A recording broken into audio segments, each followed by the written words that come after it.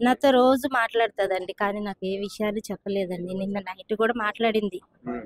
కానీ నాకు అన్నయ్య ఏసీ కొనుక్కున్నాడమ్మా అంటే, కొనుక్కొని అమ్మ కొనుక్కుంటే మంచిదే గదా! వాడు మన అన్నయ్యే గదా! అని చెప్పాను గానీ, ఏ ఒక్క విషయం చెప్పలేదండి.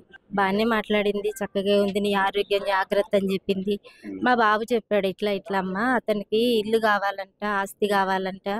అవి అయితేనే మరి చేసుకుంటానంటున్నాడట అమ్మా" అననేసి మా బాబు చెప్తేనే తెలిసిందండి. ఇంట్లోనే ఉంటుంది.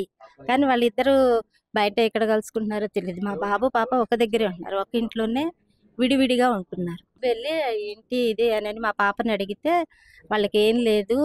ఇదంతా డబ్బు కోసం, ఆస్తి కోసమే చేస్తున్నాడమ్మా.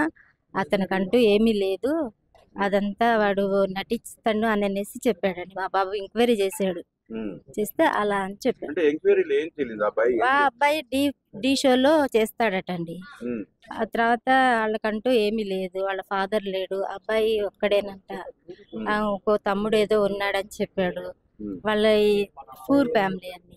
ఈ హ్మ్. అబ్బాయి చేసిందంట ఏంటంటే, ఈ ఆస్తి కోసం వాళ్ళ నాన్నగారు దిగిపోతే సింగరేణి డబ్బుల కోసమే లవ్ చేసాడంట.